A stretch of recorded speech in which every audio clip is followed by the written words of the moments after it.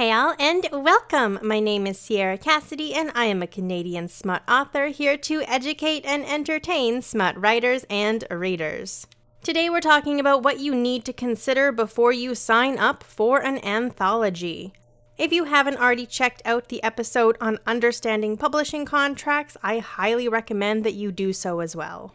Participating in anthologies can be an awesome way to reach new audiences, support great causes, make some extra money, and build your author community. Whether you're at the beginning of your author journey or you've been at it for years, anthologies can be an excellent choice.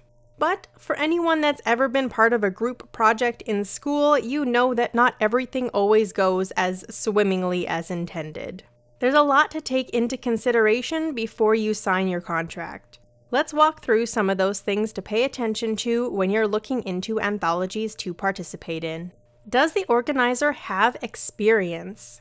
There's nothing wrong with signing on for an anthology that's run by a first-time organizer, but you might run into more snags with organizers that are still finding their footing. You might have questions that they're not prepared to answer.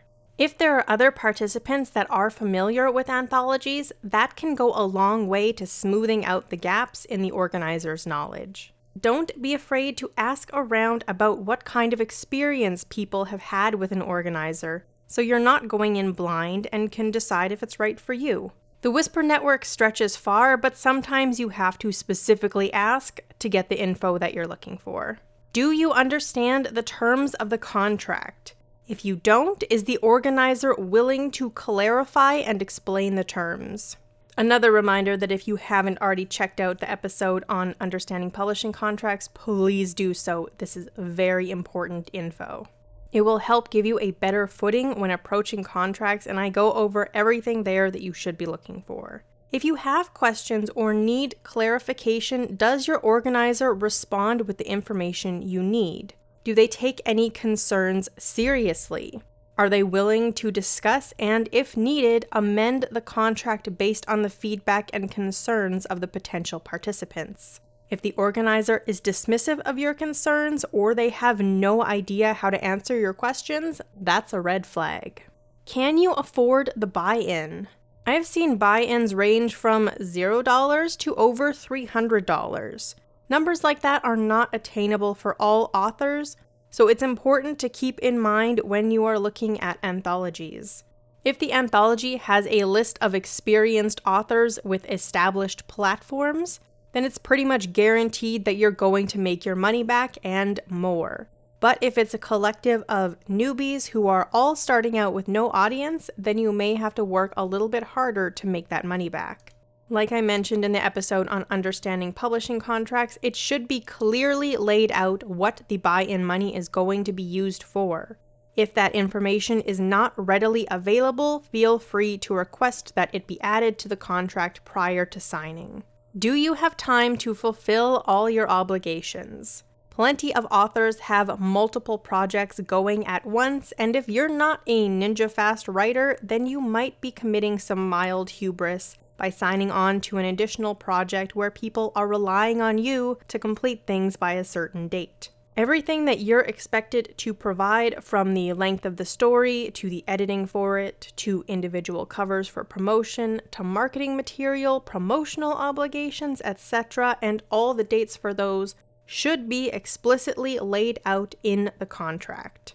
Some things that you might be expected to do to promote the anthology would be sharing it in your newsletter, creating your own social media posts, participating in release parties or other events, etc.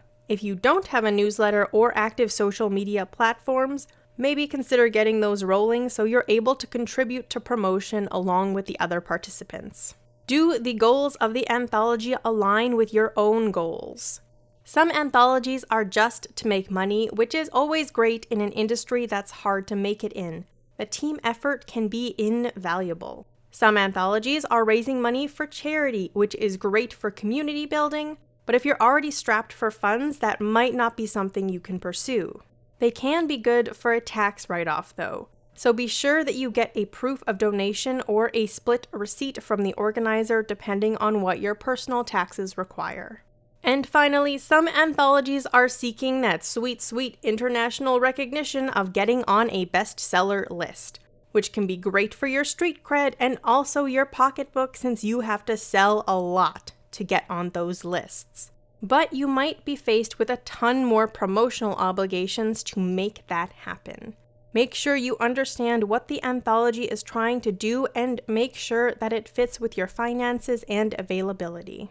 Do you already write content that fits the theme of the anthology, and can you bring an audience with you? While it's not always necessary to have a built-in audience to bring with you, it does help contribute to the success of an anthology if participants are bringing their readers with them. Some anthologies rely on submissions, and in those cases they might select authors that already have an established platform, but it never hurts to pitch yourself anyway. If you're trying to break into a particular subgenre or start writing with new themes, then an anthology can be a great way for you to reach a new audience for that.